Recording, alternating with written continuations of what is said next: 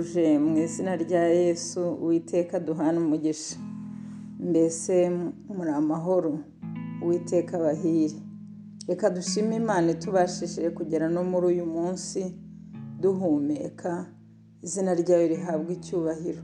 Itugiriye neza kuba twongeye kubona akanya nk'aka k'ingenzi ko gufataniriza hamwe kwiga ijambo ry'Imana. Twicishe bugufi mu mitima yacu, reka tubanze dushima Imana. Urakoze rugira rutugize twese Mana itubeshejeho. Abana bawe turagushimye turaguhimbaje kubw'ubuntu butangaje uduhozaho. Utugiriye neza, uduhurije nanone ku meza y'umwami kugira ngo dusangire ibyo kurya turinganirije. Turasabye cyane ngo umwuka wawe wera arusheho kuba muri twe, arusheho kutwigisha no kudusobanurira, kandi aduteguze kuzagera iwacu heza dushobojwe n'imbaraga mvajuru. Tubyambaje mu izina rya Yesu, amen. Ubushize twafatanirije hamwe kwiga ikigwa cyari gifite umutwe uvuga ngo ubukristo bushingiye ku kuba wigengesera. Igituma abantu bigengesera ku Mana nuko batayikunda by'ukuri, kuko ukunda by'ukuri ntubasha kugenda umwigengeseraho ubu mwisangamo. Twabonye urugero rw'umwana ubana na mukase ko ahora yigengesereye kuri mukase kugira ngo atagira ikosa rimumubonekaho, nyamara yagera iruhande rwa nyina we akamwisagaguraho. Mu biri ukuri mu buryo bugaragara, nubwo ahora yigengesereye kuri mukase, ariko si we akunda, ahubwo akunda nyina kurushaho. Natwe rero dukwiye kumenya ko Imana ari umubyeyi wacu dukunda, tukamwishyira tutagira imbereka kubw'urukundo rutangaje adukunda. Abatabigenza batyo babona Imana nka mukase, kubera ko bahora bigengesereye ku mategeko yabo ngo badakosa, batagira ikintu kibabonekaho, ndetse ibihe byinshi bagatinya ko abantu bo hanze babonaho ikosa kurenza uko baba bazi ko Imana yayibona byose. N'ibyo batekereza, n'ibyo bavuga, n'ibyo bakora imbere y'Imana biba bigaragara nk'ibyambaye ubusa. Kubw'ibyo rero umuntu yakwibaza ngo mbese kubera icyo uhora wigengesereye ku Mana uyibona nka mukaso? Uwiteka arusheho kudusobanurira kubw'ubuntu bwe n'urukundo dukunda. Reka dufatanirize hamwe kureba amagambo aboneka muri Luka ibice 9 umurongo waho wa 23. Luka ibice 9 umurongo wa 23 haravuga ngo, abwira bose ati, umuntu nashaka kunkurikira niyange yikorera umusaraba w'iminsi yose ankurikire. Aradutumira ko dukwiye kumukurikira. Kubw'ibyo nta gikwiye kutubuza kumukurikira. Dukwiye kumuba bugufi tukamukurikira, kuko aturehereza kumusanga. Umuntu nk'uko yabivuze ngo umuntu nashaka kunkurikira niyange yikorera umusaraba w'iminsi yose ankurikire. Yesu yavuze ko kuba umwigishwa we ari ikintu kigomba gukorwa buri munsi. Kwiyanga bisobanuye kureka Yesu akaba ari ugenga ubuzima bwacu bwose.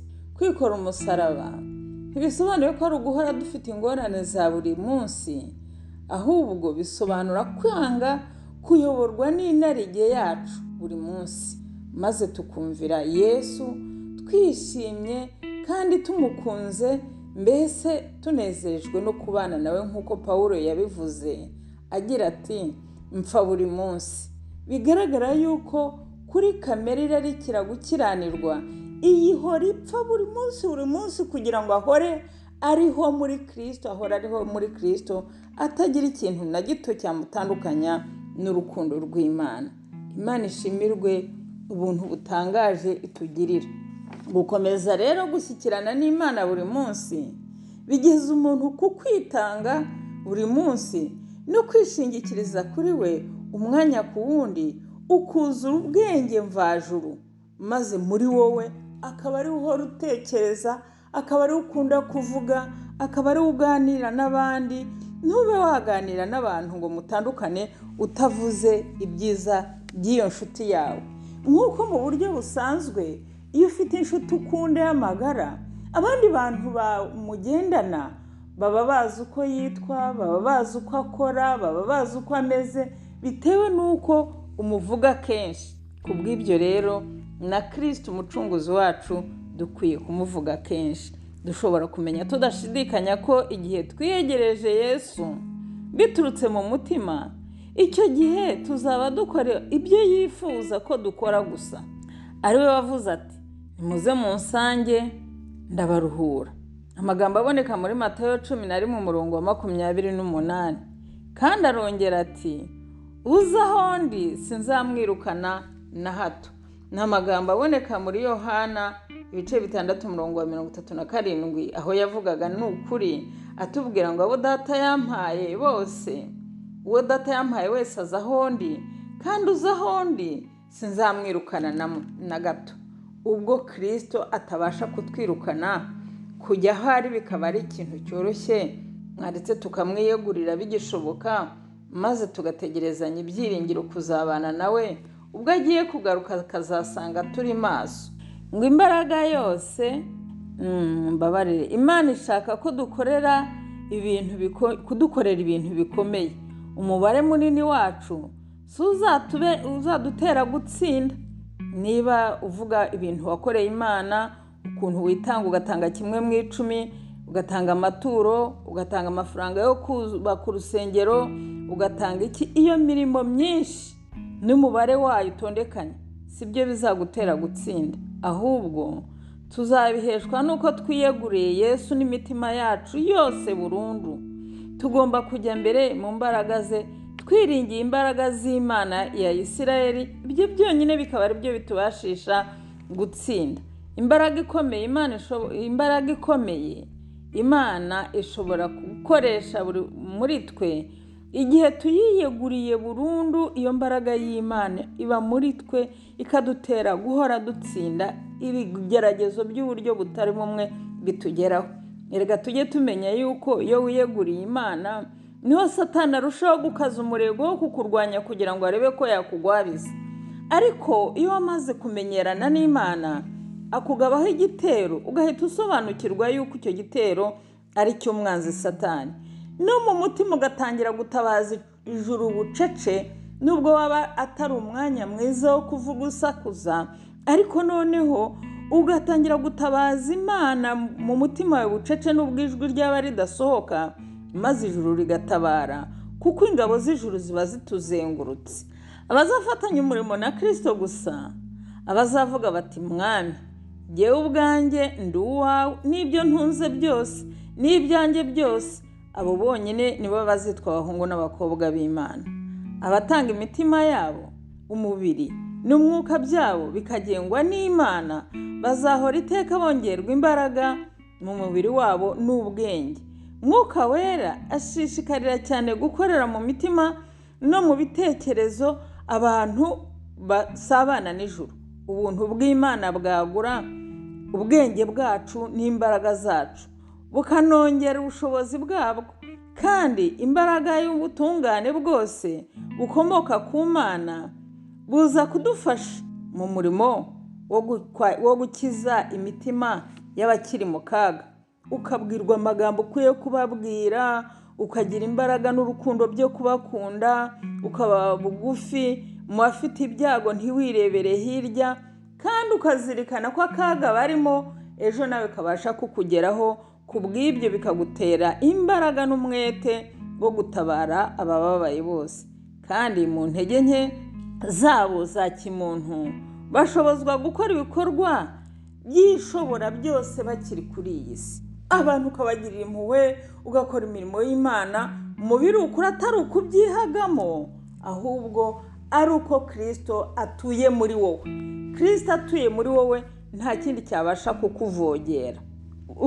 Kuri buri mukozi wese wiyeguriye Imana hari ihumure ry'agahozo mu kumenya Kristo, mu kumenya yuko Kristo mu mibereho yawe ya hano ku isi ashaka kuguhembura, akakuzamura, akakongerera imbaraga zituma ubasha kunesha no gutaruka ibitero umwanzi Satani akugabaho by'uburyo butari bumwe, ugasigara ugeze ku rwego rwo hejuru. Urugero rwe ni igihamya cy'uko gusabana n'Imana aguha kugira umwete no kwihangana, ufite kwizera kandi uko kwizera kukagutera kwishingikiriza ku Mana umaramaje no kuyiyegurira ugakora umurimo we wivuye inyuma. Ari byo bizahesha abantu ubufasha bwa Mwuka mu mbaraga barwana n'icyaha. Mwuka Wera akagushoboza ngo iyo umuntu aje muri ubwo bwishingizi bw'Imana, ijuru riratabara, ingabo z'ijuru zikakuzenguruka ku buryo ibitero by'umwanzi Satani bitabasha kubona aho byinjirira muri wowe, kuko uba urinzwe n'ijuru. Ku bw'ibyo rero, niba abantu bishyira mu bwishingizi bw'isi bujya bugeraho bugahomba, twari dukwiye gukora ibishoboka byose tukaba mu bwishingizi bw'Imana, aho turindwa. Si ukuvuga ngo Imana irinda iki gifuniko cy'umubiri, ahubwo irinda ubugingo bwawe kugira ngo budateshuka inzira. Naho uru ruhu rwacu ni igitaka cyavuye mu butaka kizasubira mu butaka, icyo dukwiye kuzirikanaho cyane ni ubugingo, ni umwuka w'ubugingo Imana yaduhumekeyemo, kuko uwo mwuka w'ubugingo niwo uzabona Imana. Imana itugirire neza. Ibihe byinshi dushishikazwa no gukora ibyatuma iki gifuniko cy'umubiri kigwa neza, nyamara tukanyungwakaza akanya ko kubana n'Imana yacu kugira ngo tube mu bwishingizi bwayo. Imana itugirire neza kandi dushoboze kumenya kwiyegurira Yesu burundu. Amagambo aboneka mu rwa kabiri rw'Abakorinto ibice 4:16, hari amagambo y'ingenzi akurikira ngo umuntu wacu w'imbere ahora ahinduka mushya uko bukeye nuko bwije. Ibyo biterwa n'uko uba wamugaburiye, uwafashe igihe gihagije cyo kubana n'Imana mu gusoma no gusenga. Nk'uko tureba icyitegererezo kuri Yesu, ari umwana w'Imana ariko yaje muri iyi si, yafataga igihe cyinshi agakesha ijoro asabana n'ijuru kugira ngo Imana imwongerere imbaraga zo kubasha guhangana n'ibigeragezo ahurira nabyo muri iyi si. Niba yarabikoze ari umwana w'Imana, twebwe twari dukwiye gutitiriza inshuro zingana iki? Uwiteka dusigira umuti ku maso kugira ngo turusheho gusobanukirwa n'urugamba ruturi imbere, bitume tudakomeza kwidamararira no gusinzira, ahubwo ducunguze uburyo umwete, kuko iminsi irushijeho kuba mibi. Umuntu wacu w'imbere akeneye kwitabwaho buri munsi. Mbese uko kugirwa mushya buri munsi kubaho gute? Dukwiriye dukurikije amagambo aboneka mu Efeso ibice 3:16 ndetse na 17, haravuga ngo binyuze mu Mwuka Wera, havuga hati ngo abahe nk'uko ubutunzi bw'ubwiza bwe buri bugukoreramo cyane mu mitima, nk'uko ubutunzi bwe buri bukomezwa cyane mu mitima yanyu kubw'umwuka we, kandi ngo Kristo ahore mu mitima yanyu, kugira ngo ubwo mumaze gushorera imizi mu rukundo mwuzuzwe kugera ku kuzura kw'Imana. Dukwiye gushorera imizi mu rukundo rwa Kristo kugira ngo tugere mu kuzura, mwuzuzwe kugera mu kuzura kw'Imana. Igiti iyo gishoye imizi ahantu heza hari amazi, icyo giti kirakura kikaba inganzamarumbo, ku buryo rwose gupfa guhirima biba bitoroshye. Nuko rero natwe nidushorera imizi muri Kristo, tukanyunyuza amakakama dutunga muri icyo giti cy'ubugingo aricyo Kristo Yesu, bizatuma dukomerera muri we imiyaga y'uburyo bunyuranye aho yahuha iturutse yo kubasha guhindagana, twe kubasha guhundagana, kuko duhagaze ku rutare rukomeye ari rwo Yesu Kristo. Tuzanunuza he? Ni uguhora twiga ibyanditswe byera no gusenga dutuje, tugasabana n'Imana mu buryo bwimbitse. Tujye dutekereza uko iyo abantu bagiye gushinga urugo, umuhungu n'umukobwa baramenyana, bagafata igihe gihagije cyo kumenyana, bagafata igihe gihagije cyo kuganira, bakazafata igihe gihagije cyo kugirana ibiganiro byimbitse kugeza igihe bazabona bakwiranye, bikaba ngombwa yuko batangira gusaba no kuzagira ubukwe. Natwe Kristo yadukunze urukundo rutangaje, kuko yatwitangiye adukoye inkwano ikomeye cyane y'amaraso yasheshe ku musaraba ku bwacu. Nta n'urundi rugo rwakora igikorwa nk'icyo ngo umukwe abe yakorera ibimeze bityo mu buryo bwa kimuntu, umugeni we. Ariko urukundo rutangaje Kristo yadukunze rwatumye atwitangira ku musaraba ku bwacu. Kubw'ibyo rero dukwiye gusenga buri munsi usaba kugirwa mushya na Mwuka Wera. Biba ngombwa mbese nk'aho ari itegeko ryo guhora usenga buri munsi kugira ngo uhindurwe mushya na Mwuka Muziranenge. Ibyo bituma Kristo atura muri twe, aduha imbaraga akurikije ubutunzi bw'ubwiza bwe kubw'umuntu wacu w'imbere, atari kubw'uru ruhu, ari kubw'umuntu w'imbere, kubw'umwuka twahawe, kubw'ikibitsanyo twabikijwe.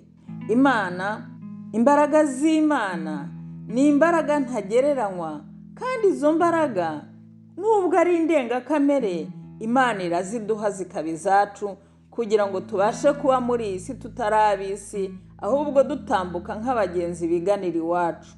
Nuko urukundo rw'Imana rukaba mu mitima yacu, ari rwo rutugenga, kandi iyo niyo nzira igera ku bugingo, ifite kuzura kose k'ubumana.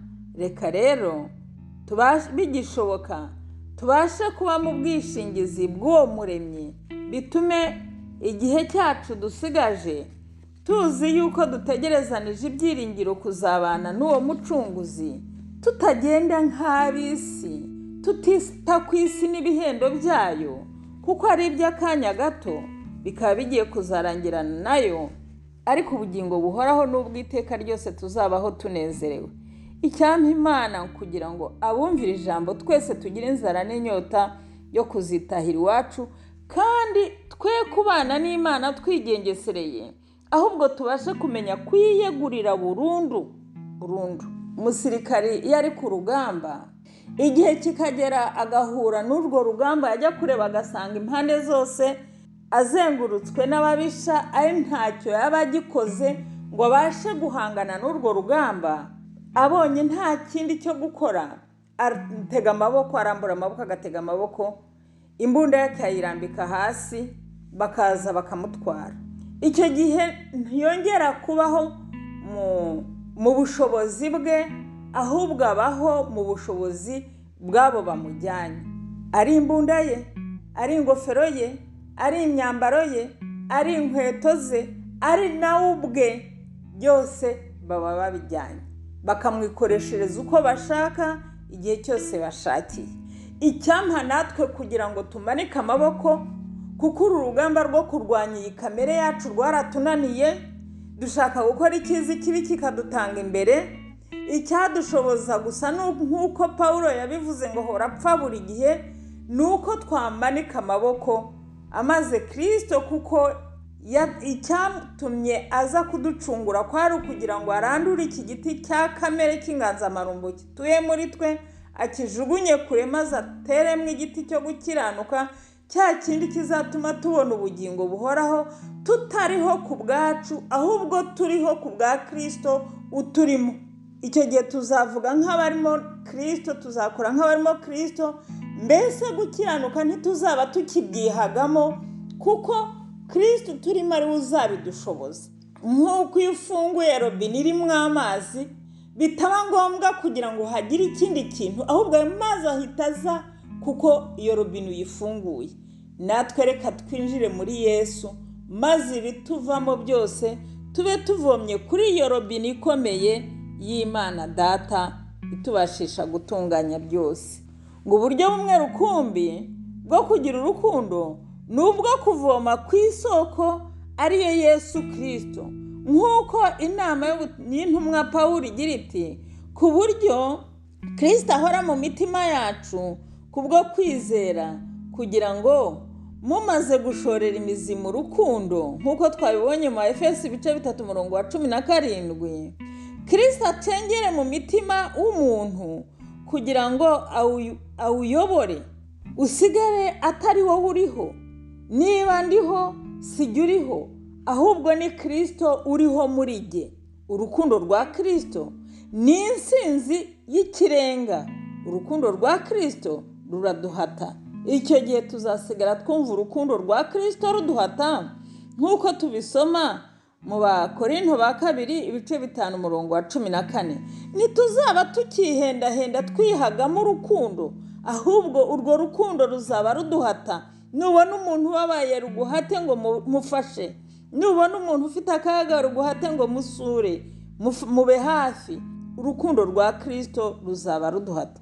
Kwizera n'urukundo bituma tubaho buri gihe mu busabane n'ijuru. Kwizera gushyira hagati y'ubugingo bwacu n'Imana isano idasenyuka, ku buryo nta n'umuntu muri iyi si ushobora kuyitandukanya.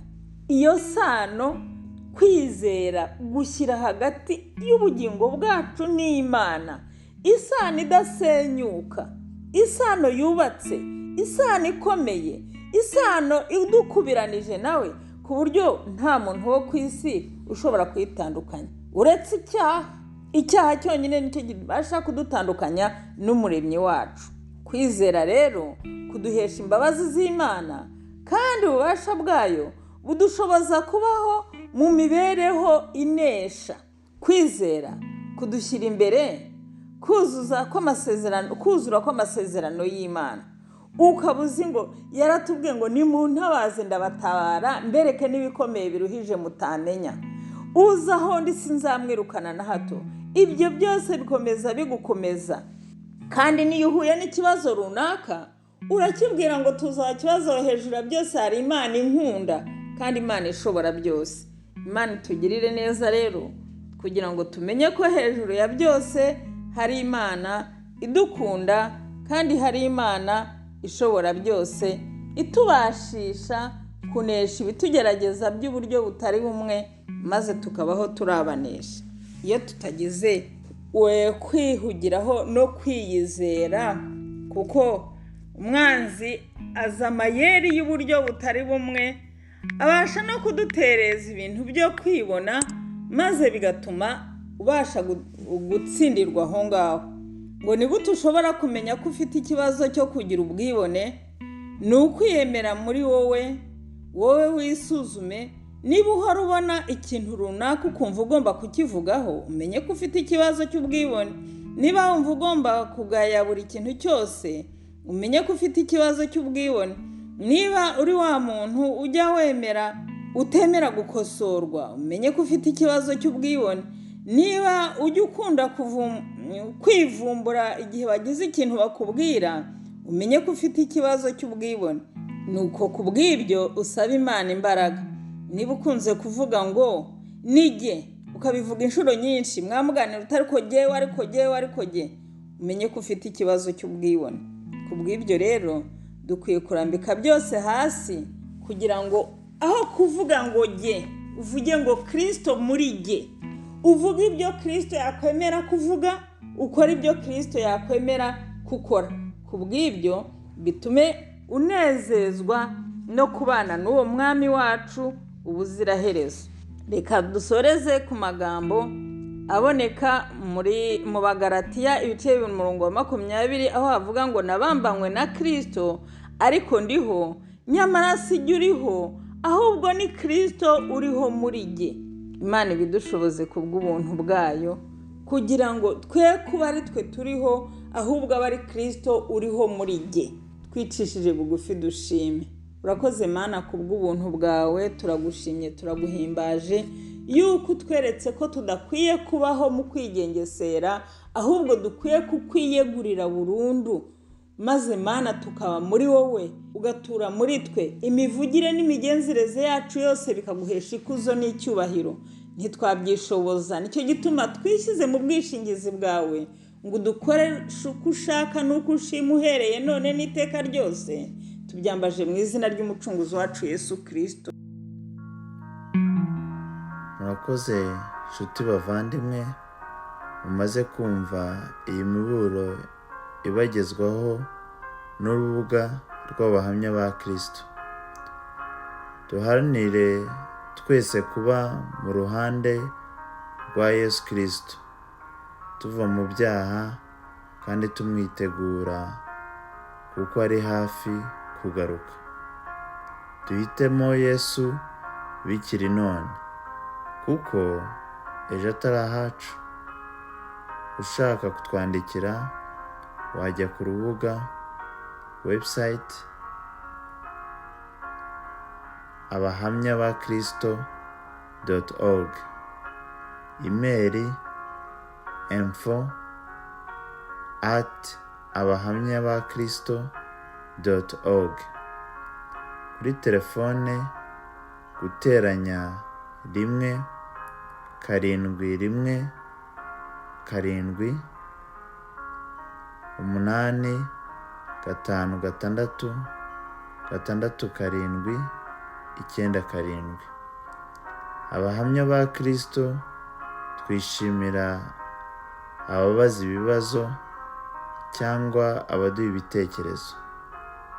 Mudufashe musangize inshuti n'abavandimwe iby'iyi miburo. Uwiteka abahe imigisha myinshi.